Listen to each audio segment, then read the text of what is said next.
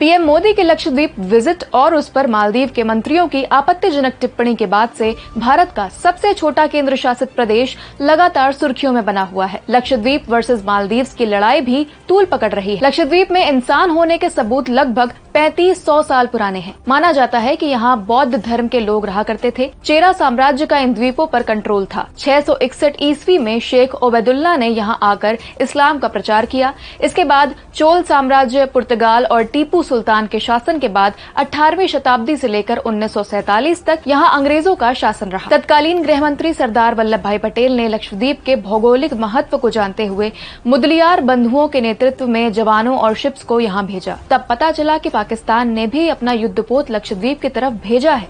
गनीमत ये रही कि महज कुछ मिनट पहले पहुंचकर भारत ने लक्षद्वीप में तिरंगा फहरा दिया था। 1956 में राज्यों के पुनर्गठन के वक्त लक्षद्वीप को केंद्र शासित प्रदेश का दर्जा दिया गया था।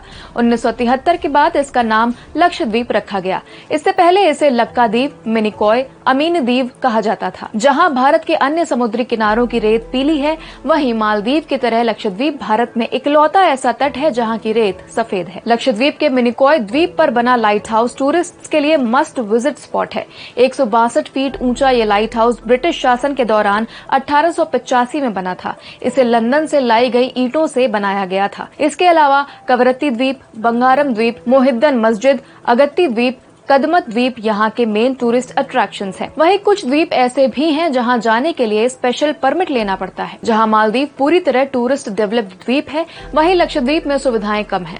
मालदीव जाने के लिए कई फ्लाइट्स हैं और लक्षद्वीप के लिए केवल एक और सीजन में अधिकतम 2 छोटे विमान चलते हैं। लक्षद्वीप में एंट्री के लिए परमिट लेना बड़ी प्रॉब्लम है। वहीं मालदीव में वीजा ऑन अराइवल है। सिर्फ बीएसएनएल का नेटवर्क उपलब्ध होने की वजह से लक्षद्वीप में कनेक्टिविटी भी एक बड़ा इशू है। लक्षद्वीप में शराब बैन है, वहीं मालदीव में देर रात तक शराब उपलब्ध रहती है। रतन टाटा की इंडियन होटल कंपनी लिमिटेड ने अगले कुछ सालों में यहाँ रिजॉर्ट्स बनाने का ऐलान किया है। इसी के साथ सरकार ने भी मिनिकॉय द्वीप पर एयरपोर्ट बनाने की घोषणा की है।